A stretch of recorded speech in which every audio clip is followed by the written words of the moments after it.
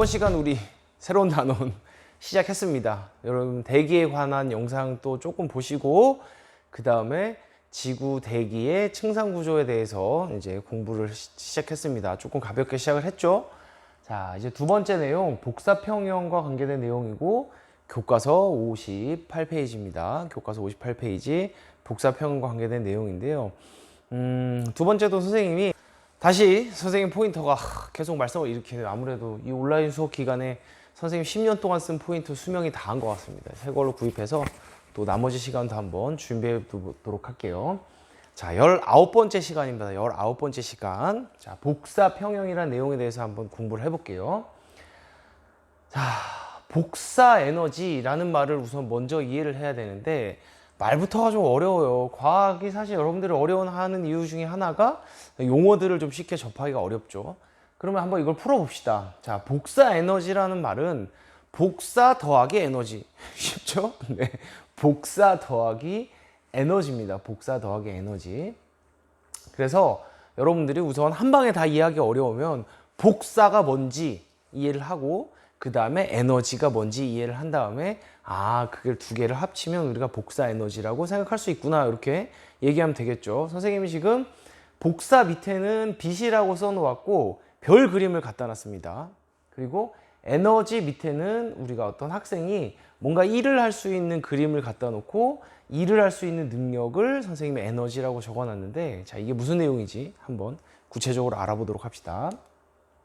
자, 첫 번째 이 복사라는 단어는 여러분들 이건 초등학교 때 배웠는 거 알고 있어요. 모른다 그러면 안 돼요. 자, 열을 전달하는 방법이 크게 세 가지가 있습니다. 전도, 직접 전달하는 거예요. 저 그림은 뭐냐면 외계인 손이 아니라 장갑을 끼고 있는 거예요. 장갑을 끼고 안전하게. 그리고 철 막대기를 갖다가 불에 대고 있으면 여러분들 라면 끓일 때 쇠 젓가락으로 하면 뜨거 하고 놓치잖아요.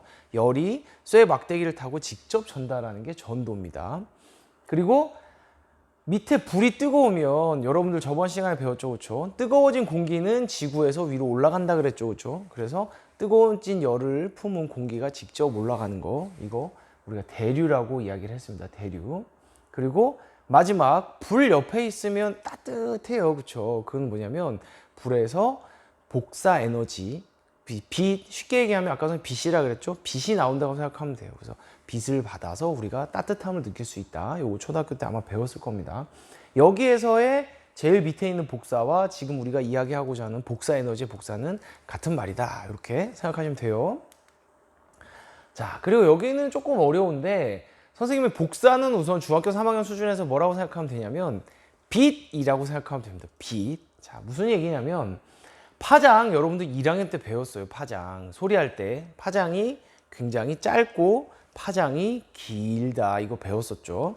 빛은 지금 보는 것처럼 제일 오른 왼쪽 여러분들 입장에서는 왼쪽이죠. 왼쪽에서 파장이 짧은 것부터 시작해서 오른쪽으로 갈수록 파장이 긴 종류의 빛이 여러 가지가 있다에 대한 얘기예요. 그리고 여기 익숙한 단어들이 있습니다. 여러분 자 우주선 감마선은 익숙하지 않은 친구들도 있겠지만 X선은 많이 익숙해요. 여러분들 엑스레이 찍을 때 X선이라는 빛을 씁니다. 그리고 자외선 유명하죠. 그리고 오존층에 자외선도 막아주고 여러분들 자외선 막으려고 선크림도 발라요. 자외선도 빛입니다. 빛. 그리고 자외선과 적외선 사이에 뭐가 있냐면 비저블이라고 돼 있는데 가시광선입니다. 그러니까 우리 눈은 저기 있는 여러 가지 빛 중에서 가시광선만 인지할 수 있다 이렇게 생각하면 돼요. 만약에 초능력이 가진 사람이 있으면 아마 X선, 자외선 이런 거 다 볼 수 있으면 또 다른 세계가 펼쳐지겠죠. 그리고 적외선 같은 경우는 여러분들 뭐 이비인후과 같은 데 가서 귀 따뜻하게 하는 그런 것들 따뜻한 빨간불 이런 것들 다 적외선의 빛이다 이렇게 생각하면 되고 단지 적외선이나 자외선이나 X선 이런 것들 눈에 보인다 안 보인다? 우리 눈에 안 보이는 거지 그냥 가시광선이랑 뭐만 다른 거다? 파장만 다른 빛이다 정도 약간 상식 수준에서 이건 교과 내용은 없지만 1학년 때 배웠던 지식과 우리가 알고 있는 상식을 조금 엮으면 이 정도는 이해할 수가 있어요.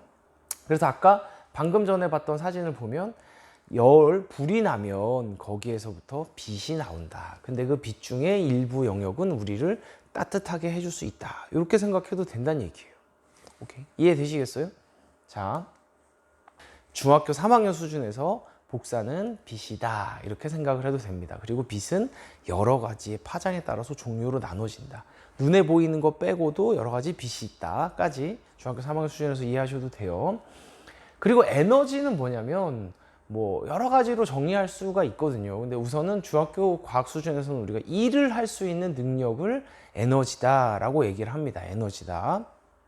그래서 이 그림을 왜 갖다 놨냐면 이런 식이에요. 우리가 전기를 만들거나 뭔가를 움직이거나 아니면 뭐 이런 것들 다 사실 일이라고 할 수 있겠죠. 그렇죠? 그런 것들의 원리가 뭐냐면 물에 열을 가하는 거예요. 물에 열을 가하면 물이 수증기가 되겠죠. 그리고 이 수증기가 지금 위에 보는 것처럼 우리 이걸 터빈이라고 하겠는데 터빈을 돌려서 전기를 만들거나 또는 일을 하거나 또는 피스톤의 실린더를 밀었다 당겼다 하면서 또 일을 하거나 같은 아주 단순한 형태의 이렇게 일이 만들어지는 원리를 알 수 있는데 저기서 우리가 가해지는 열을 뭐라고 얘기할 수 있냐면 에너지를 가했다 이렇게 생각할 수 있는 거예요. 그러니까 뜨겁게 하면 그게 뭐 할 수 있는 거예요?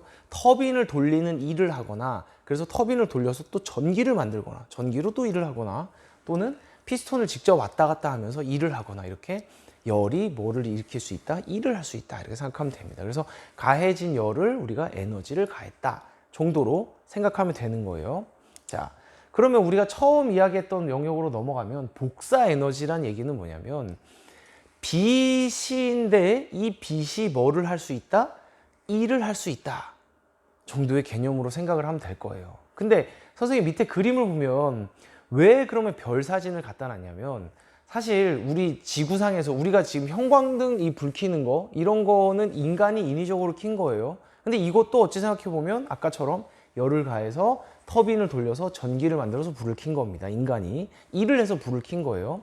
근데 그렇게 인간이 인위적으로 일을 하는 거 말고 우리 우주에서 스스로 빛을 내고 있는 건 별입니다. 별. 여러분들 모르셨죠? 스스로 빛을 내는 건 별입니다. 그래서 밤하늘에 빛나는 별들은 누가 막 전기를 가하거나 불을 켜거나 일을 해서 내는 게 아니라 그 별 자체가 스스로 빛을 내는 겁니다. 스스로 복사를 하고 있다 이렇게 생각하면 되는 거예요. 별에서부터 복사가 나오고 있다, 빛이 나오고 있다 이렇게 생각하면 되는 거예요. 그리고 이렇게 나온 빛을 이용해서 아까 얘기한 것처럼 뭐 할 수 있냐면 일을 할 수 있다 이렇게 생각하면 됩니다. 그러니까 빛은 곧 에너지로 쓸 수 있다 이렇게 생각하면 되는 거예요. 그래서 우리는 별에서 나오는 빛을 뭐라고 얘기하냐면 복사 에너지다 라고 표현할 수 있는 겁니다. 정리가 좀 되시겠어요? 자, 그러면 우리가 이 복사 에너지 앞에 단어를 하나 더 붙였어요. 별 복사 에너지가 아니라 무슨 복사 에너지예요? 태양 복사 에너지입니다. 다른 말로 얘기하면 이 얘기는 뭐 어차피 평생 기억해야 될 얘기니까 별 중에 가장 가까이 볼 수 있는 별은 바로 태양이다.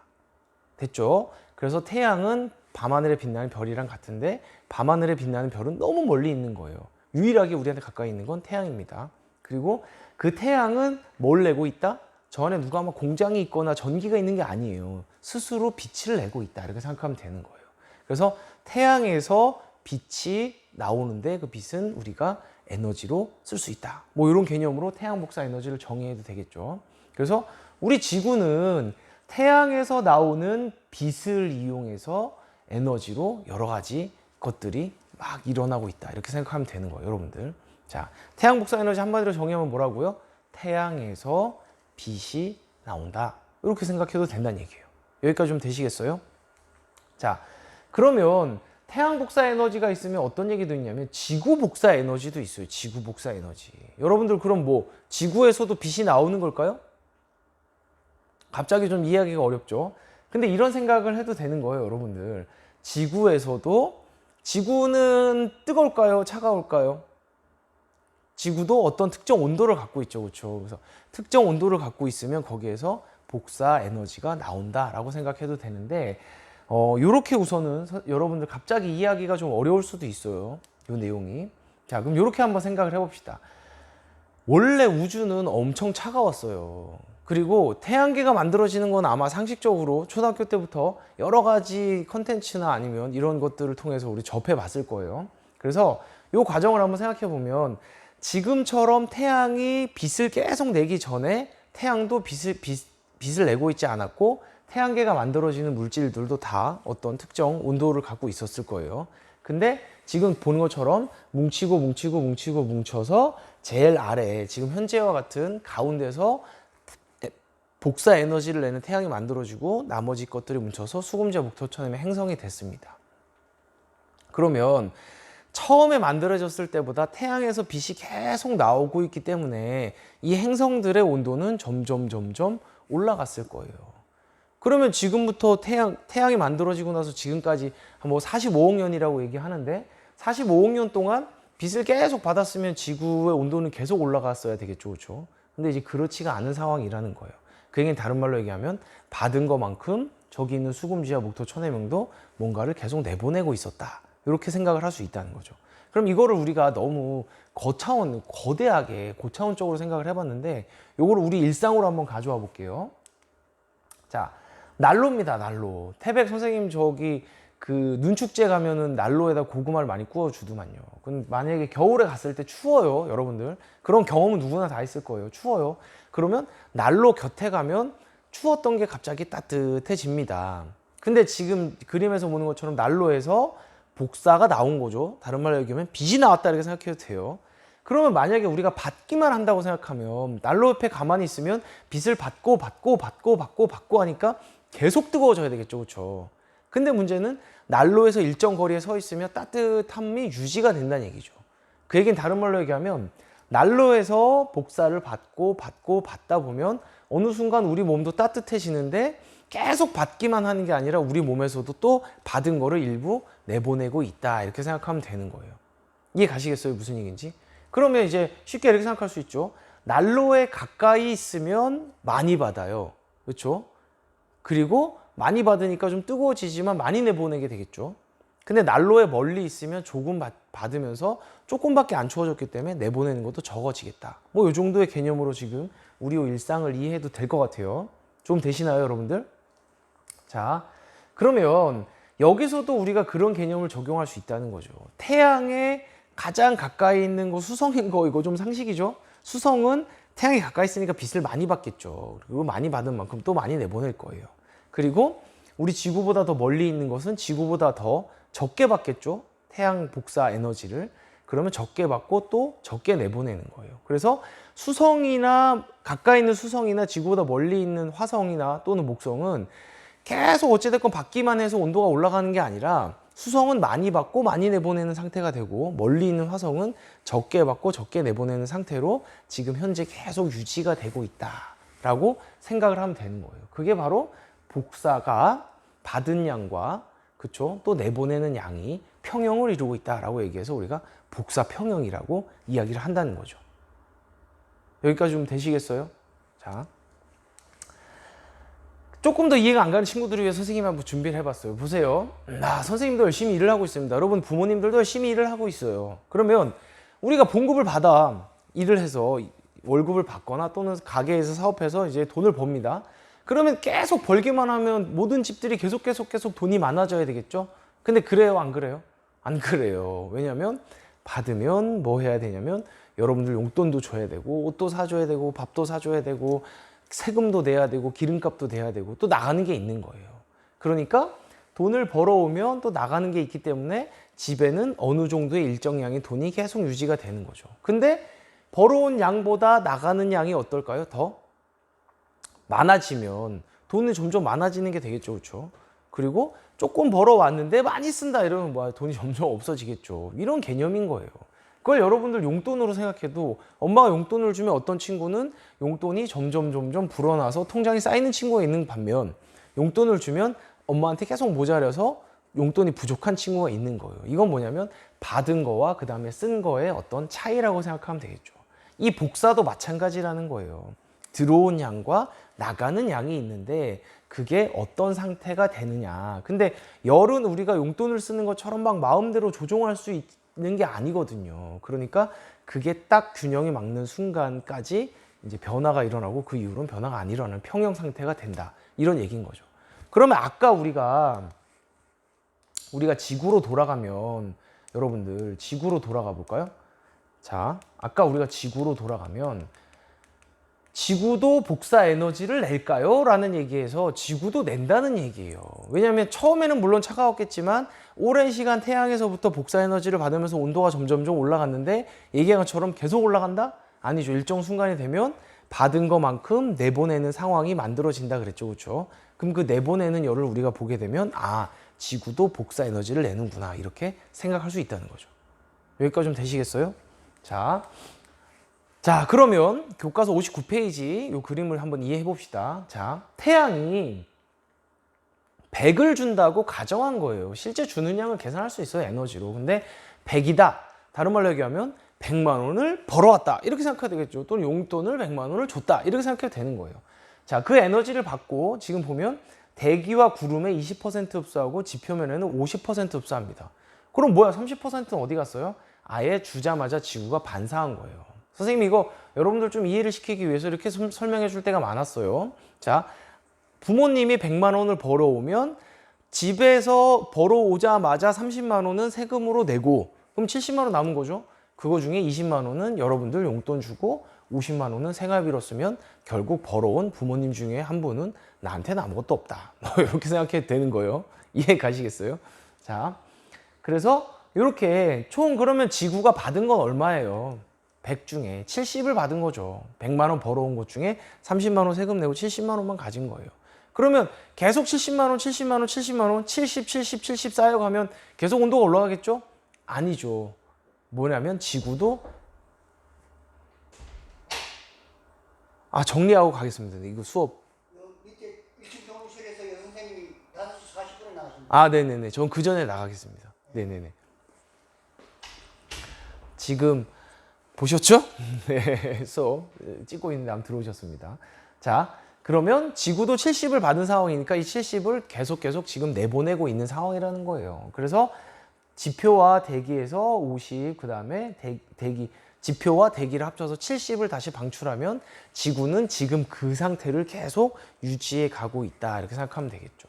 근데 우리가 다음 시간 온난화 시간에 배우겠지만 자꾸 내보내는 걸 덜 내보내는 지구 상태가 되면 지구는 점점 뜨거워질 수 있다. 뭐 이런 게 지구 온난화의 개념이니까 오늘 다음 시간에 한번 구체적으로 알아보도록 해요. 자, 요거 지구의 복사평이 어느 정도 좀 이해가 가세요?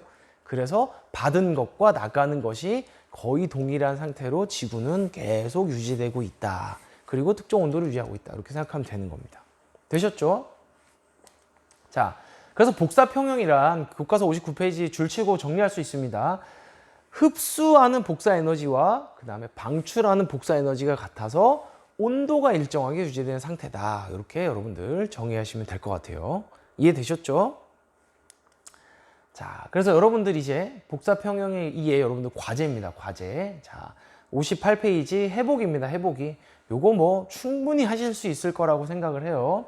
이 물통 속에 물통의 양이 어떻게 될까? 똑같은 개념이에요. 공급을 받고 쓰는 양과 그 다음 난로에서 받은 열을 내보내는 양과 실제 우리가 복사를 이해한 양과 같은 개념입니다. 그래서 요거 여러분들이